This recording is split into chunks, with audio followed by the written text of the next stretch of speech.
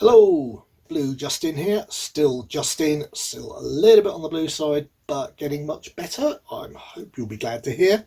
I certainly am. And it's time for the weekly haul. Again, it's actually going to be quite a small one because despite the fact I've spent quite a lot of my uh, wonderful Grand National winnings, a lot of it seems to be on pre-orders, so that's not going to be here for this one. And it was a bit of a quiet week for me because I tend to only buy new releases that are limited, and for other releases I'll let them drop in price a little bit. That's not to say I don't always let them do that, but anyway, shall we get on with it? Yeah, I hear you say. Let's do that.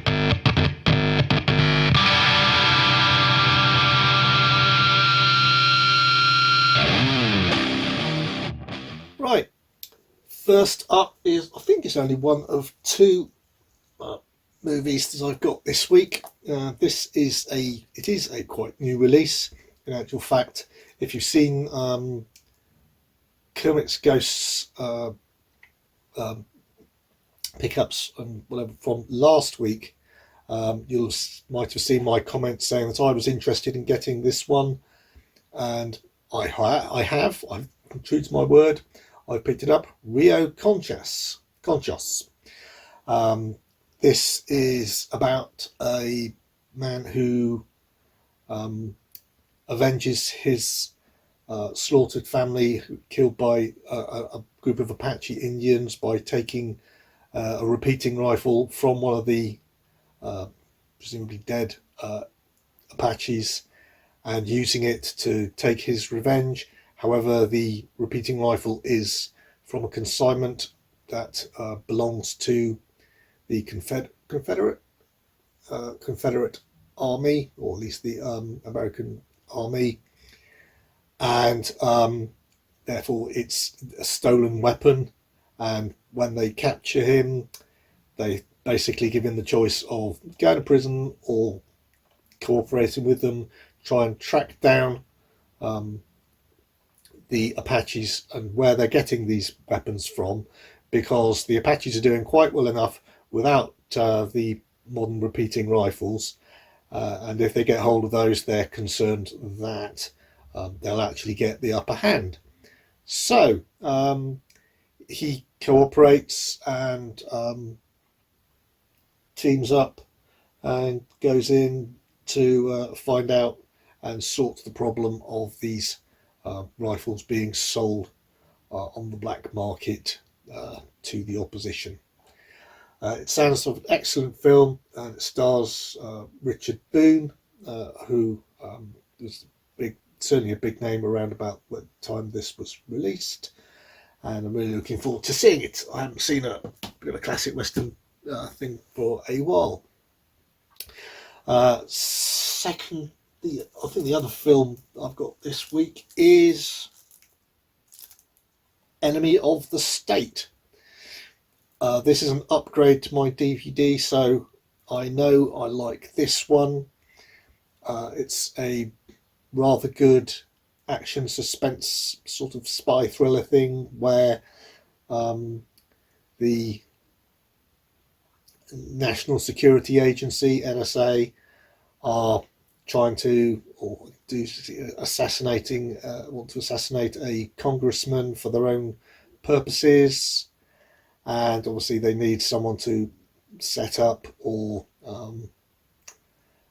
their plot is uncovered by, I think it's Gene Hackman is playing a lawyer, and then it turns into an all-out race to see for survival with the stars Gene Hackman and Will Smith trying to avoid all the NSA surveillance, etc., which I believe is particularly well shown in this, if I remember correctly. Even though it goes back quite some time when the film was made, I can't remember when it was. Did I make a note of it? 1998. So it is going back quite a way, but it's still showing quite a lot of relatively, especially at the time, modern technology for tracking purposes. So yeah, this is good, like I said, political action thriller, and um, like the chemistry is very good between Will Smith and Gene Hackman throughout the movie, and it's well worth the watch. So next time you fancy some a good 2 hour like I said, action thriller, something like that, just slap it in your player.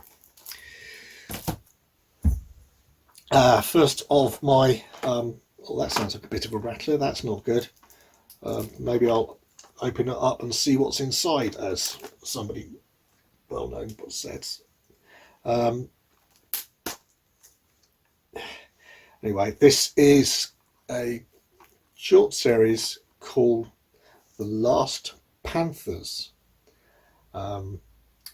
It has John Hurt in it, and it's all about a group. It's a fictional account, but it's based on a group of jewel thieves who really did exist, who were nicknamed after the film the Pink Panthers. So it's a 6-part mini-series essentially, which starts with the group performing a diamond heist, and then moving to Europe and to the murky world of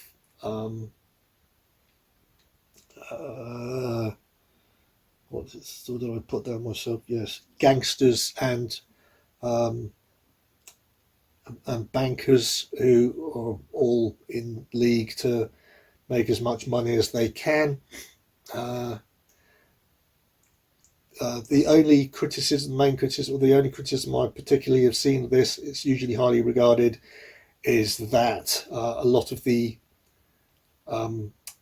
speaking is done realistically, in the sense of it's not spoken in English with French or whatever accents. It's when they're actually speaking, I think it's actually they speak a lot in Serbian, and presumably with English subtitles, and if not, I think there are English subtitles available anyway. But some people were not pleased with the fact that he was advertised as being like having an English soundtrack, but it wasn't all available without reading the subtitles, which seems a bit silly to me, but there you go. It's much more realistic to me to have a French person talking French to another French person, realistically, unless there's a plot reason for it not being so. It's like a 6-part series. John Hurt, really looking forward to seeing it, and apparently the main theme music at the beginning was a remixed by himself David Bowie track Black Star, which was a track off his Black Star album, the last album he ever did. And from the description I've seen, he might actually have given them the short intro version that he remixed for the series, for practically for very little money, or just for free because he liked it. So the I think the makers of the series were totally shocked that they were so lucky to get someone of his caliber producing a perfectly toned intro song for it. And anyway, I'm just going to open it up and find out which particular discs are escaping. Yep, it's just one of the discs has fallen off its perch, or something in the middle. There's no interior art or anything like that. The art is the same on both discs, and that's how it looks inside. But there is art on the discs, but it does match the cover. So there you go. This one's got, for what it's worth, strong language, violence, threat, injury, detail, nudity, and sex references. So it earns its 15 rating. And I did notice that even though the first disc is 12, only 12 rated in Germany. They do happen to uprate it to a 16 on the second disc, so obviously it gets, even though we're both 15, it does maybe get more violent as it goes, or sexual as it goes through. But yeah, I think that sounds like quite an interesting thing. I hadn't heard of that one until very recently, and it's interesting when these things are based loosely, if whatever, on actual events around about the millennium. I think I read on the back of that. So yes, that'd be a nice, reasonably quick watch, I think, because like I said, 6 parts, not too long. Anyway, the next one is my big purchase of the week. This one did take a chunk out of my winnings. It's not the cheapest it's ever been, but for 5 seasons, and they're full length, I think it's a pretty fair price at the moment, and that is Fringe, the whole lot, all five seasons. Essentially a series about a special division of the FBI called the Fringe Division, who use cutting edge technology to investigate strange goings on in the genre of X-Files, etc., connected with a parallel universe, and to try and solve the problems associated therewith, because a lot of these unexplained, except for them, mysteries appear to be quite unpleasant. So I'll read the bottom of the box to get the strong gore, violence, horror, suicide and hard drug references. So yes, that's where the in this particular case the 15 is coming from, and I think I have read that it is quite gory, things of wildest dreams and nightmares, it says on the back. So yeah, a group of paranormal investigators and strange FBI fine human logic, that sort of thing. Just sounds like my cup of tea. Looks like it's a nice long series, and apparently, even though the first season was not particularly well received viewing figures wise, somehow it managed to avoid getting cancelled. And who knows what will get cancelled, especially with US TV and low viewing figures, but this one somehow managed it. And after that, viewing figures slowly picked up, and until it got a proper full cult following, and it became very, as well as being just generally more popular, and that left it with actually reasonably good viewing figures, despite the fact that it was put in what is generally regarded as a kiss of death Friday night particular TV slot that most shows go where they're sent to die. This one refused, and as I said, 5 seasons. Looks like it's going to keep me busy for quite some time. So yes, nice big chunky box there to get through. Looking forward to that. This is one that is much shorter seasons, but one I've been looking forward to binge watching. I love the sound of it. This one is a new one out, and I really probably should have waited till it dropped in price, but I didn't. This is the final season, which is only season 3 of Discovery of Witches. This is a recent, like I said, it's a recent release, so it just come out, but I've been waiting for it for some time so I could watch it all the way through. So I love the sound of it. Essentially a witch who didn't particularly want to go back to being a witch discovers a book that has tremendous power in the Bodleian Library in Oxford. I think it's in Oxford. And she has to team up with a vampire, though vampires and witches have a long-running mistrust of each other and don't get on. And they must work together as a, well, let's face it, you've got to have a mismatched duo when you're working together as a team. That's just the way it works in these things. And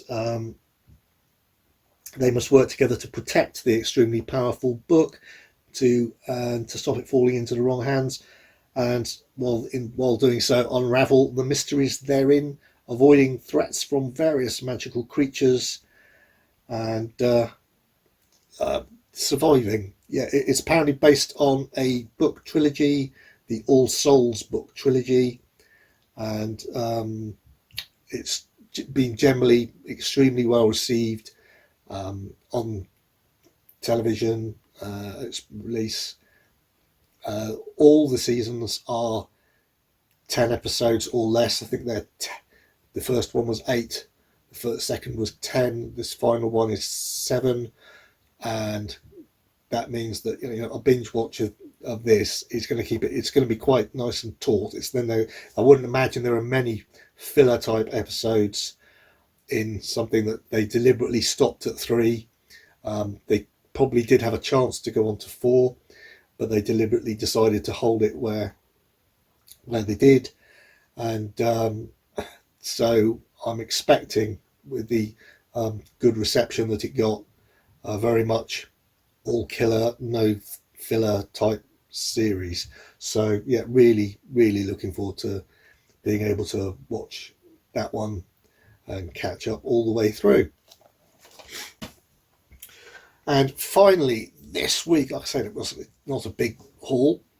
Finally, I picked up season 2 of Pennyworth. I picked up season 1 pretty much soon after it came out, and then still haven't watched it. And I saw it drop in price tremendously over time, and since I still haven't watched it, I was determined that I wasn't going to buy this until it dropped sensibly in price. Hung around about the £25 mark for absolutely ages, but then took a sudden nosedive this week down to around the £11 something mark. I don't know if it's still there or whether it's gone up again, but for that, I think it's well worth it.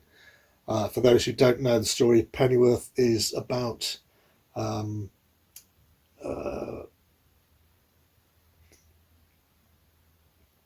an ex-SAS soldier, Albert Pennyworth?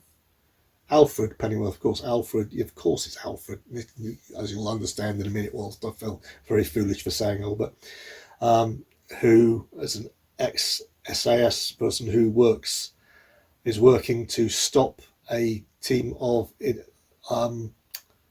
fascists trying to destroy the UK government in an alternative 50s and 60s history.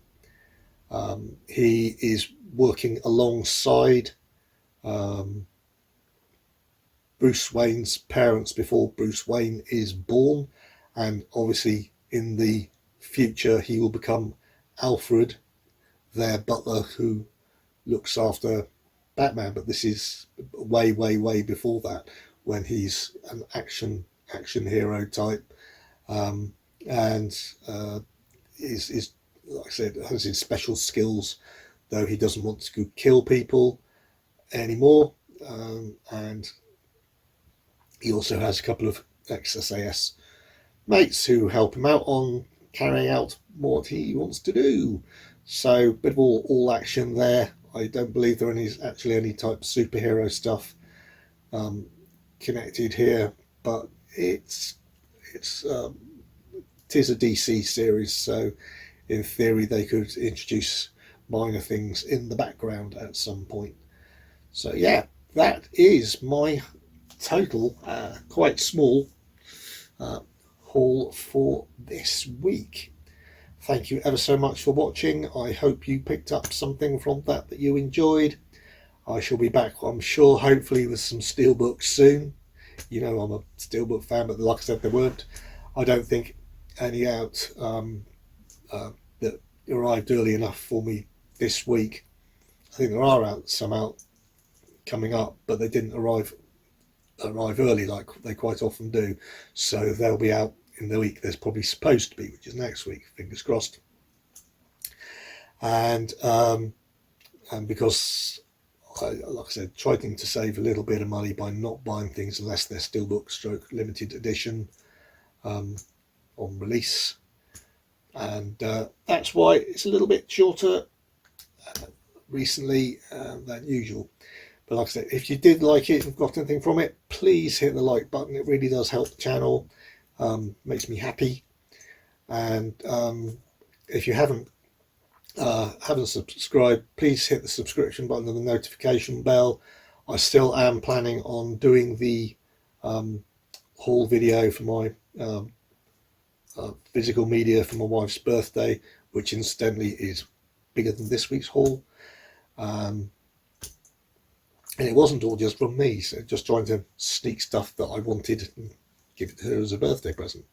So there you go. See, I wouldn't do such a thing. No, not always.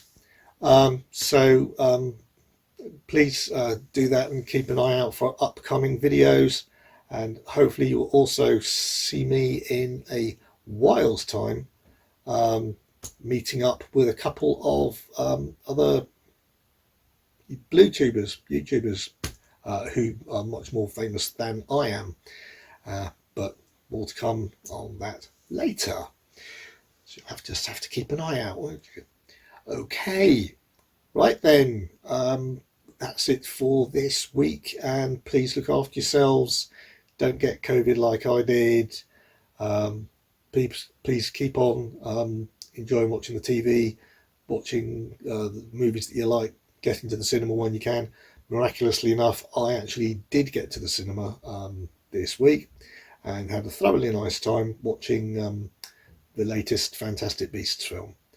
If you've seen that, I hope you enjoyed it too. Anyway, see you next time. Cheers.